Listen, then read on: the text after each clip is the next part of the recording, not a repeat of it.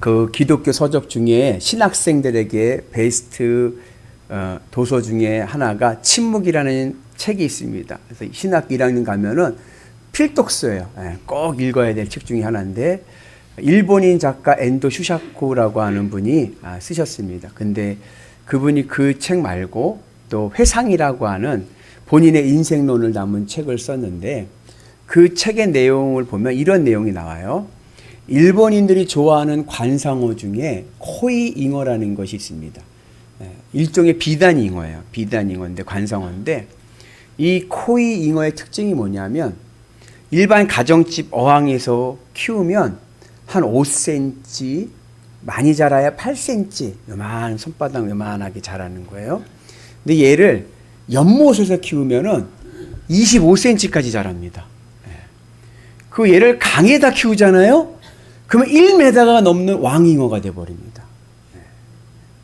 그 이야기를 하면서 이제 엔도 슈자코가 하는 말이 우리의 꿈도 이와 같다. 큰 꿈을 가진 사람이 큰 인물이 되고 작은 꿈을 가진 사람이 작은 사람이 된다.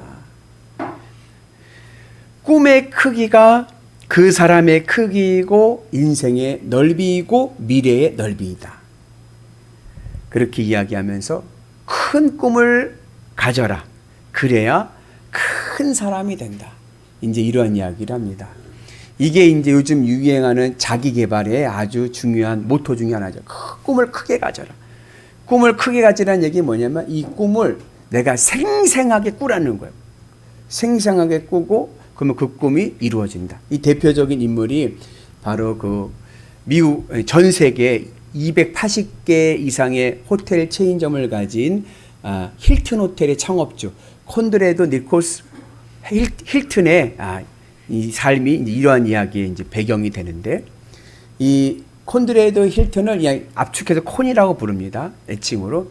이 콘은 20살 때 호텔 벨보이로 취직을 합니다. 벨보이 아시죠? 이렇게 집 날라주는. 그리고 이제 지하 자기 숙소에 자기 책상 앞에 그 당시 미국에서 가장 큰 호텔의 사진을 큰 걸 구해다가 딱 붙여놓고 늘 이야기하는 거예요. 자기 자신에게 내가 반드시 미국에서 제일 큰 호텔의 사장이 될 거야. 그러면서 자기가 앞으로 미국의 제일 큰 호텔의 사장이 되는 것을 꿈꾸는 거예요. 생생하게 꿈꿔가는 겁니다. 그리고 15년 만에 미국에서 제일 큰 호텔의 사장이 되었고 지금은 그의 후손들이지만 힐튼 호텔 하면 전 세계가 알아주는 호텔의 CEO 창업주가 되었습니다. 그래서 이 힐튼 콘이 하는 말이 뭐냐? 성공의 비결은 재능과 능력보다 더 중요한 것이 있다. 그것은 뭐냐? 그것은 꿈꾸는 능력이다. 꿈을 꾸는 자가 성공한다. 이제 그렇게 이야기를 합니다.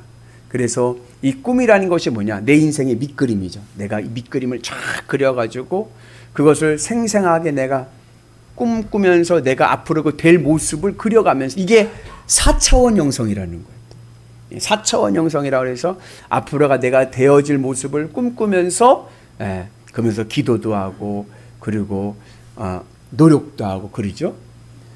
그런데 여기에 이제 오늘 이사야서의 말씀의 비유를 보면은 여기에 신앙의 오류가 있는 거예요.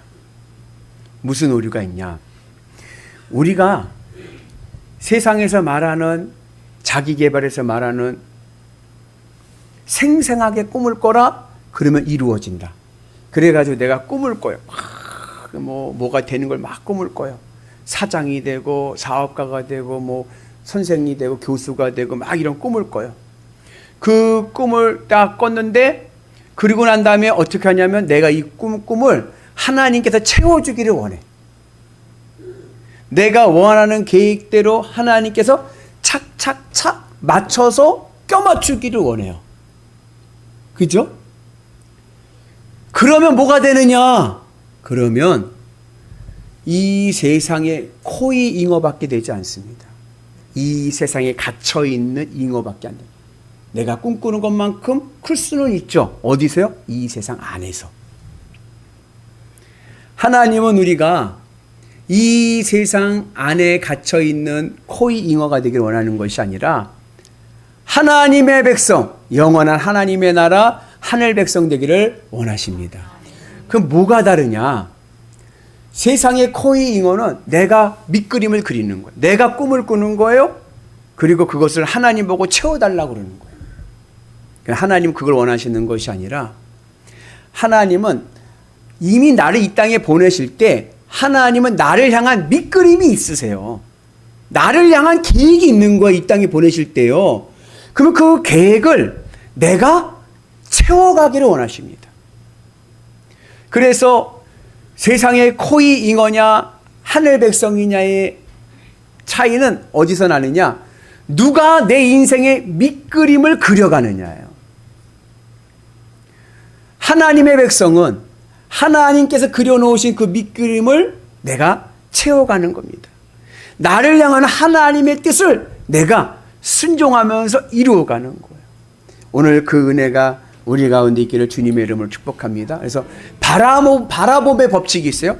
바라봄의 법칙은 내가 원하는 꿈을 바라보는 게 아니라 하나님을 바라보는 겁니다. 그리고 하나님께서 나에게 계획하신 그 밑그림을 내가 채워가서 내 인생이 하나님의 작품 되는 은혜가 있기를 축복합니다. 이스라엘 백성들이 나라가 망하고 바벨론 포로로 끌려왔습니다. 아무것도 없이 그냥 몸만 끌려온 거예요. 그렇게 바벨론에 끌려와서 포로 생활하면서 이스라엘 백성들에게는 어떠한 생각이 들었냐면 하나님이 우리를 버렸다. 하나님이 우리를 잊어버렸다. 잊었다. 그렇게 신앙에 회의가 오기 시작했습니다. 그때에 오늘 이사야에서의 말씀은 하나님은 너희들을 절대로 잊어버리지 않으시고 버리지 않는다. 오히려 지금 하나님은 무슨 심정이냐면 어머니의 심정으로 있다. 이렇게 말씀합니다. 같이 말씀 봅니다. 여인이 어찌 그전 먹는 자식을 잊겠으며 자기 태에서 난 아들을 긍휼히 여기지 않겠느냐. 그들은 혹시 잊을지라도 나는 너를 잊지 아니할 것이다. 여러분, 어느 어머니가 자식을 잊겠습니까? 어느 어머니가 자식을 버리겠습니까? 기본 상식으로는 그럴 부모는 어머니는 없죠. 간혹 가다가 천에 만에 한 명 정도 약간 좀 이상한 분이 있어가지고 자식을 버리기도 하지만 우리 하나님은 절대로 안 버리십니다. 아멘? 절대로 안 버리셔요. 그래서 어려움이 오고 고난이 올 때 우리가 그런 생각이 들어요. 하나님 날 버리셨나? 하나님 날 잊어버렸나? 그렇게 회의가 올 때 오늘 이 말씀을 기억하면서 하나님은 절대로 나를 버리지 않는다. 누구의 마음으로? 어머니의 마음으로 나를 지켜보고 계시고 나를 사랑하시는 거예요. 그럼에도 불구하고 하나님이 날 버렸다라고 생각을 하고 원망하고 불평하는 마음이 든다고 하면 그 원인은 누구에게 있느냐? 그것은 나에게 있는 거예요. 내 심보가 잘못된 거예요. 하나님은 절대로 여러분들을 버려두지 않습니다. 어머니의 마음으로 사랑으로 여러분들을 지켜주실 줄로 믿습니다. 하나님은요 이미 나를 향한 계획을 다 세우신 거예요. 여러분 이 땅에 오실 때, 이 땅에 태어날 때 하나님의 밑그림이 있습니다. 하나님이 계획하신 것이 있습니다. 그리고 인생을 살아간다는 것은 뭐냐? 그 하나님이 그려놓으신 밑그림을 내가 채워가는 거예요. 그래서 내 인생이 하나님의 작품이 되도록 해야 됩니다. 그런데 이것을 이제 조금 전문적인 용어로 하면은 이게 바로 자유의지인 겁니다. 자유의지라고 하니까 그냥 내 마음대로 살 수 있는 의지를 줬다고 생각하는데 그건 방종이고, 하나님이 우리에게 주신 성품 중에 자유의지는 뭐냐? 하나님이 그려놓은 이 밑그림을 내가 아름답게 작품으로 채워갈 수 있도록 의지를 주신 거예요. 그래서 하나님의 작품이지만, 하나님의 밑그림이지만 이것을 우리에게 맡겨서 우리가 그 그림을 아름답게 그려가도록 우리에게 자유의지를 주셨습니다. 그런데 문제는 어디서 터졌느냐? 선악과 이후에 하나님이 우리가 만세전 이 땅에 태어날 때부터 하나님께서 계획하시고 밑그림을 그려 놓으셨는데 그 위에다가 내가 내 인생의 밑그림을 또 그려 놓는 거예요. 여러분 생각을 해보세요. 설계도가 있고 그림이 있어요. 스케치북에 도화지에 하나님께서 그림을 딱 그려놨어요. 나를 위해서 내 인생을 위해서 그림을 딱 그려놨는데 그 위에다가 내가 원하는 그림을 또 그려놓는 거예요. 밑그림으로. 그러면 그 그림이 어떨까요? 천순정 거사 어떨 것 같아요? 정신사납죠. 정신사납죠. 야, 이게 뭐냐? 그리고 뭐라고 그러냐면은 하나님 보고 채워달래. 이제 알아서 채워달래.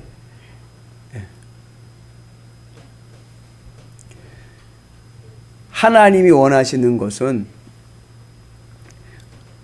우리가 하나님의 작품으로 하나님의 그림을 그려가길 원하십니다. 오늘 말씀은 여호와의 종인데 여호와의 종이 무엇이냐? 누구냐? 바로 하나님이 그려주신 그 밑그림대로 내가 그 그림을 채워가는 거예요. 그래서 그 그림이 작품되도록 하는 것이 바로 여호와의 종입니다. 때로는 여러분 밑그림 그릴 때 보면요 어때요? 그림을 채워갈 때 보면요 어떨 때는 좀 넓은 부분을 그냥 붓으로 휙휙휙 그려도 되지만 세밀한 부분은 어떻게 돼요? 펜드냐 생펜들을 싹싹싹 갈아가지고 싹 뾰족하게 그렇게 그려야 돼요. 넘어가지 않게. 그죠? 그럴 때가 있는 거예요. 그래서 하나님께서 우리를 훈련시키기도 하시고 연단시키기도 하시는 거예요. 우리 같이 말씀 봅니다. 내 입을 날카로운 칼같이 만드시고 나를 그의 손 그늘에 숨기시며 나를 달고 닦은 화살로 만드사 그의 화살통에 감추시고 하나님께서 나를 날카로운 화살로 만들기 위해서 숨기고 감추셨다 그래요. 숨기고 감추셨다는 얘기는 뭐냐면 하나님께서 이건 이제 제가 이제 그림으로 얘기했지만 오늘 이사야는 화살로 얘기하는 거예요. 화살을 하나님의 관역에 명중하려면 하나님의 뜻에 내 인생이 명중되려면 내가 가진 이 화살이 내 화살 쪽에 뾰족해갖고 날카로워야 박히는데 그 날카로움을 위해서 하나님께서 나를 감추시고 숨기셨다. 그 날카로움을 하나님께서 연단하신다는 겁니다. 그래서 하나님의 연단이 오고 때로는 내 인생에 세밀함이 와가지고 내 인생에 어려움이 올 때가 있어요. 그때 어떻게 되느냐? 하나님 화살에 하나님의 관역에 명중되기 위해서 나를 날카롭 화살로 만드시는구나.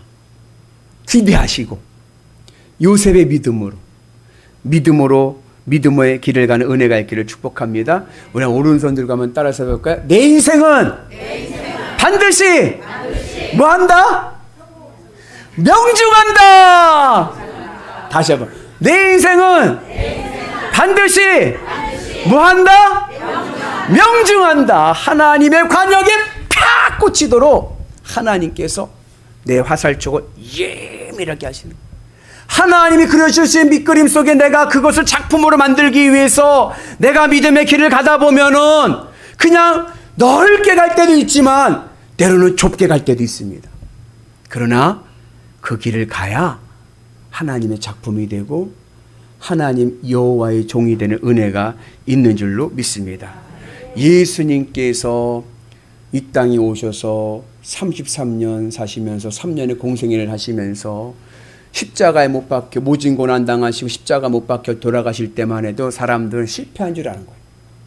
그러나 그 죽음이 부활과 승천의 은혜로 구원의 문을 연 줄로 믿습니다. 그래서 여러분 삶 속에서 어려움이 오고 시련이 올 때 낙심하지 마시고 하나님이 나를 날카로운 화살로 만드시는구나. 이제 곧 뭐요? 명중되겠구나. 기대하시고 믿음의 길을 가는 은혜가 있기를 주님의 이름으로 축복합니다. 이렇게 나를 향해서 하나님께서 그려놓으신 밑그림을 우리는 뭐라고 불러요? 비전이라고 부르는 거예요. 비전. 목사님, 그러면 내가 그린 그림인지 하나님이 그려놓으신 비전인지를 어떻게 아나요? 그게 바로 주님의 십자가의 은혜입니다.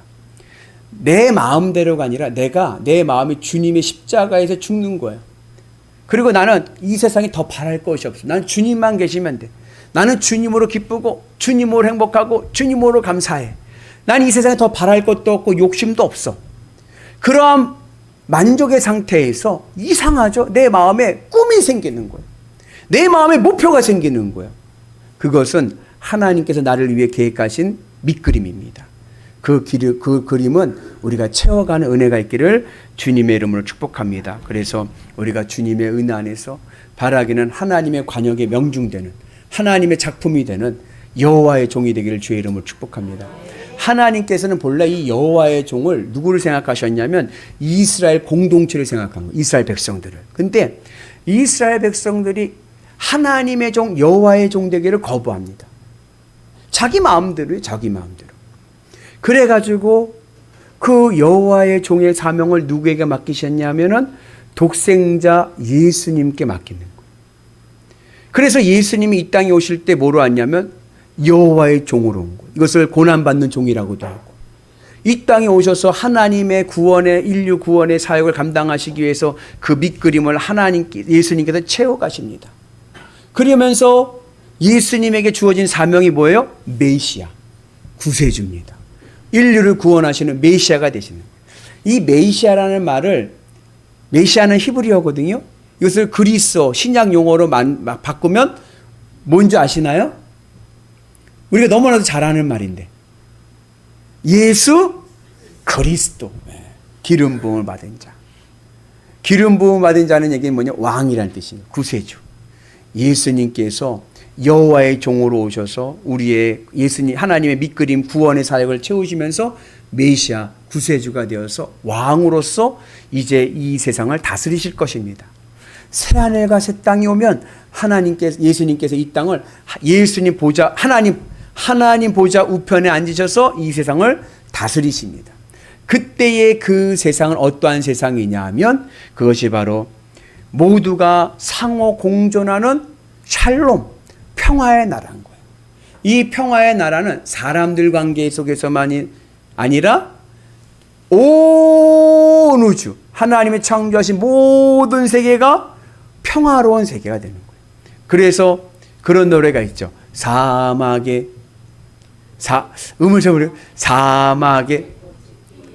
사막에 샘이 넘쳐 흐르리라. 사막에 꽃이 피어 향내 내리라. 다스릴 그 나라가 되면은 사막이 꽃동산 되리. 그 다음 뭐라 그래요? 사자들이 어린 양과 뛰놀며. 야, 여러분 어떻게 사자가 어린 양과 뛰어놉니까? 모든 세계가. 이리에게 뭐가 있어요? 사악함이 있어. 근데요, 예수님이 다스리시는 그 나라가 되면요, 이리에게 있는 사악함이 없어지는 거예요. 표범에게는요, 맹폭성이 있습니다. 조금만 건드려도 엥 하고 물어버리는데 그 맹폭성이 사라져버리는 거예요. 사자에게는요, 육식성이 있습니다. 뭐든지 다 잡아먹는데 예수님이 다스리시는 그 나라가 되니까 이러한 사악함도 없어지고 맹폭성도 없어지고 육식성도 없어지고 모두가 평안하고 모두가 화평하고, 예수님이 다스리시는 나라에는 악도 없고 죄도 없고 사악함도 없고 모두가 다 어때요? 모두가 다 천진난만해지는 거예요. 옆분 한번 얼굴 한번 보세요. 천진난만한 얼굴인가? 봐보세요. 한번 얼굴을 천진난만하게 떠보세요. 눈을 크게 뜨고 해보세요. 어느 분이 제일 천진난만한가?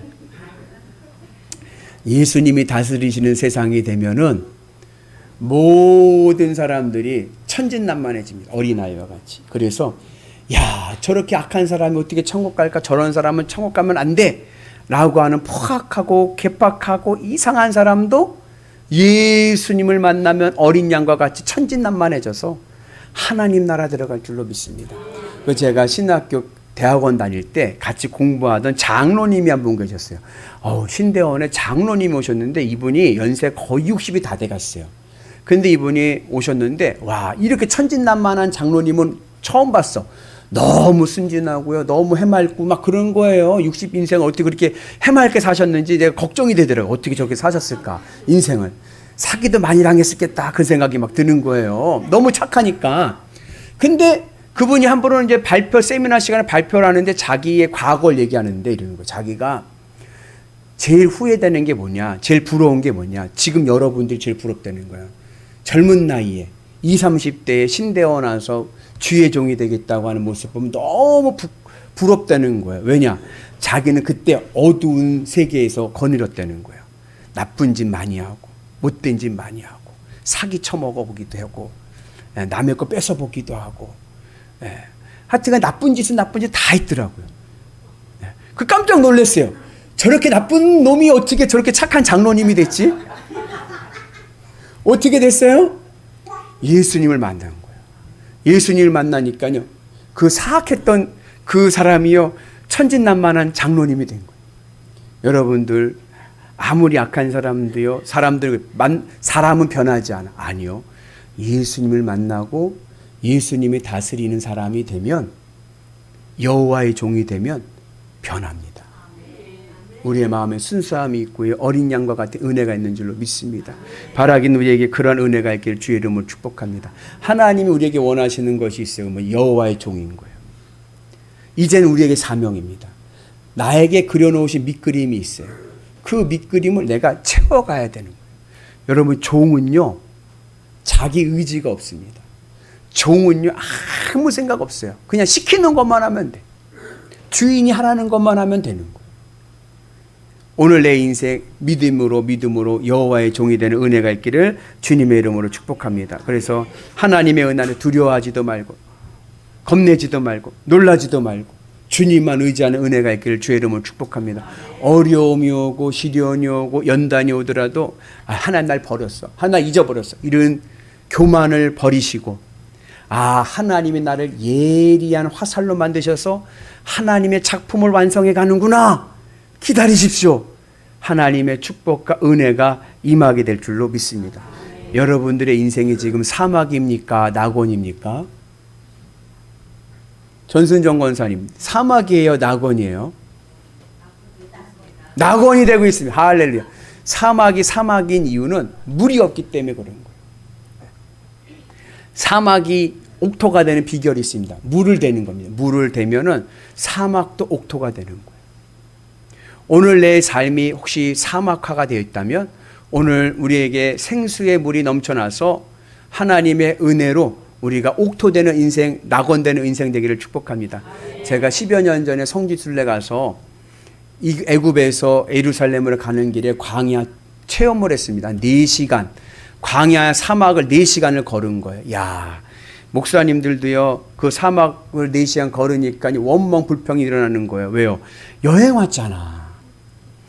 여행 왔는데 그 무더운 때앞에 걸으니까 우리가 여기 고생하러 왔냐, 여행하러 왔지, 원망불평이 막 일어나는데 목이 얼마나 마른지 4시간을 걸으니까.